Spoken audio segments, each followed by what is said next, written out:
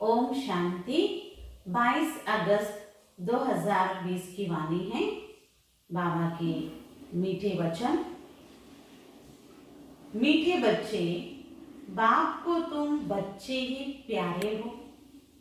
बाबा तुम्हें ही सुधारने के लिए श्रीमत देते हैं।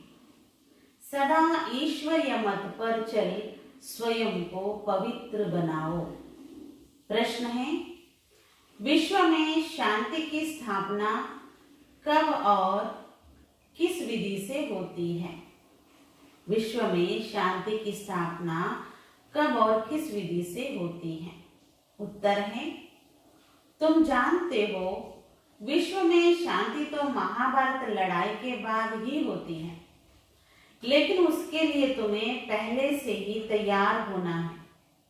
अपनी कर्मातीत अवस्था बनाने की मेहनत करनी है। सृष्टि के आदि मध्य अंत का ज्ञान सिमरन कर बाबा की याद से संपूर्ण पावन बनना है, तभी इस सृष्टि का परिवर्तन होगा। गीत है आज अंधेरे में है इंसान।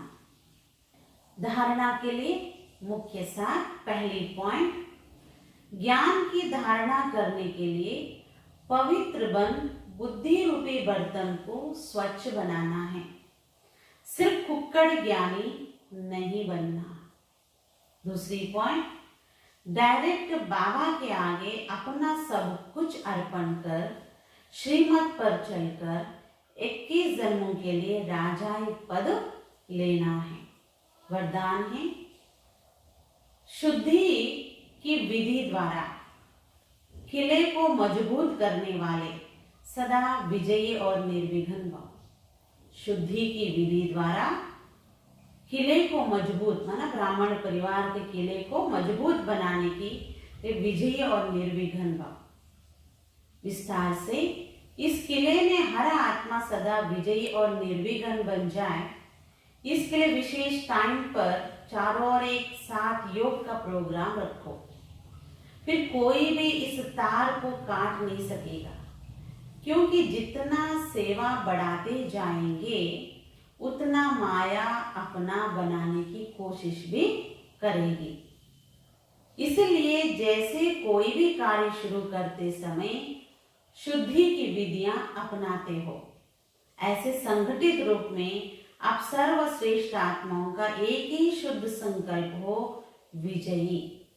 ये है शुद्धि की विधि, जिससे किला मजबूत हो जाएगा। श्लोगन है, युक्ति युक्त व यथार्थ सेवा का प्रत्यक्ष फल है खुशी। युक्ति युक्त व यथार्थ सेवा का प्रत्यक्ष फल है खुशी। आज विशेष मातेश्वरी जी के कुछ अनमोल महावाक्य हैं। मातेश्वरी जी ने अब विक्रम बनाने की कंपटीशन नहीं करनी, इस विषय पर छोटी सी क्लास कराई है। अब विक्रम बनाने की कंपटीशन नहीं करनी। पहले तो अपने आप से यह एम अवश्य रखनी है कि हमको किसी भी रीति से अपने विकारों को वश करना है, तभी ईश्वरीय सुख शांति में रह सकते। अपना मुख्य पुरुषार्थ है खुद शांति में रहकर औरों को शांति में लाना। इसमें सहन शक्ति जरूर चाहिए। सारा अपने ऊपर मदार है। ऐसा नहीं कोई ने कुछ कहा तो अशांति में आ जाना चाहिए, नहीं। ज्ञान का पहला गुण है सहन शक्ति धारण करना। देखो, अज्ञान काल में कहते, बल कोई कितनी भी गाली देवे, ऐसा समझो कि मुझे कहाँ लगे। बल जिसने गाली दी वो खुद तो अशांति में आ गया, उन्हों का हिसाब किताब अपना बना। लेकिन हम भी अशांति में आए, कुछ कह दिया तो फिर हमारा भी विक्रम बनेगा। तो विक्रम बनाने की कंपटीशन नहीं करनी है। अपने को तो विकर्मों को भस्म करना है, ना कि बनाना। ऐसा विक्रम तो जन्म जन्मांतर बनाते आए और दुख भी उठाते आए। अब तो नॉलेज मिल रही है, इन 5 विकारों को जीतो। विकारों का भी बड़ा विस्तार है, बहुत सूक्ष्म रीति से आते हैं। कब ईर्ष्या आ जाती है तो सोचते हैं इसने ऐसा किया तो मैं क्यों ना करूं। ये है बड़ी भूल। अपने को तो अभूल बनाना है। अगर कोई ने कुछ कहा तो ऐसे समझो ये भी मेरी परीक्षा है, कितने तक मेरे अंदर सहन शक्ति है। अगर कोई कहे मैंने बहुत सहन किया, एक बारी भी जोश आ गया तो आखिरी फेल हो गया। जिसने कहा उसने अपना बिगाड़ा, परंतु अपने को तो बनाना है ना कि बिगाड़ना है।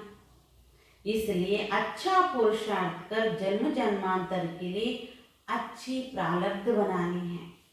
बाकी जो विकारों के वश है गोया उन्होंने भूत प्रवेश है। भूतों की भाषा ही ऐसी निकलती है, परंतु जो दैवी सोल से उनकी भाषा दैवी ही निकलेगी। तो अपने को दैवी बनाना है, ना कि आसुरी। तो मम्मा ने क्या कहा, सामने वाला कोई भी कुछ बोले तो आप उस समय सोचो इनके अंदर विकारों की इविल सोल्स प्रवेश हुआ है। तो हम अपनी दैवी सोल्स उसके प्रभाव में ना आकर हम सहन करके उन्हें सकाश देकर उन्हें भी सुधारने की कोशिश करें। हम उनको देखकर खुद को बिगाड़े नहीं, हम बिगड़े नहीं। भले वो बिगड़ रहे हैं, वो अपना खाता बना रहे, हम अपना खाता ना बनाएं। इस पर हमें विकर्म ना बनाने का ध्यान रखना है। अच्छा, ओम शांति।